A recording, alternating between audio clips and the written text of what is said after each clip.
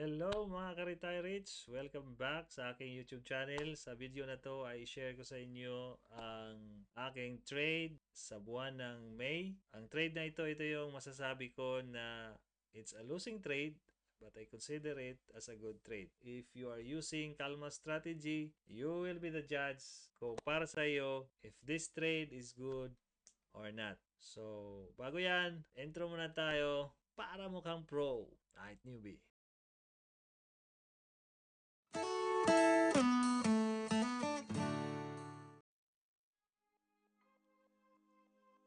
So, ang stocks na na-trade ko ay WLCON using CALMA strategy. Buy signal when CCI cross above 100 and the price breaks above ALMA. And at least 1 million volume.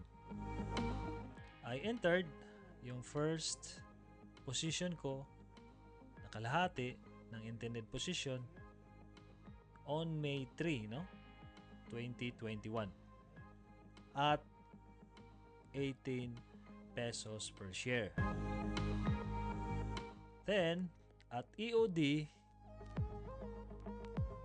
on May 5, my second position was entered,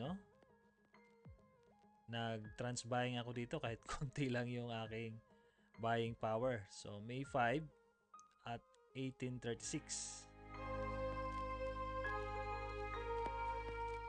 So, ang average ko ay nasa 1818. At ang risk ko naman, sinukat-sukat ko, saktuhin lang natin yung coordinates, 1818. Ayan. Nasa 3.46 or around 3.5.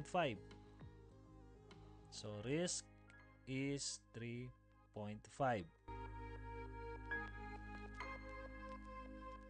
Then, after a week, may sell signal kaagad, guys.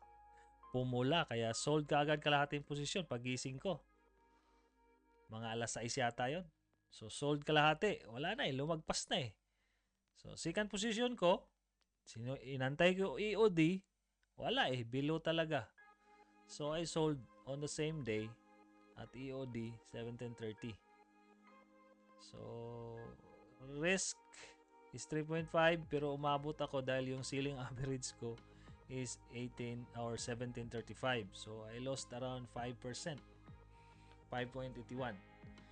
So, yan yung nangyaring trade.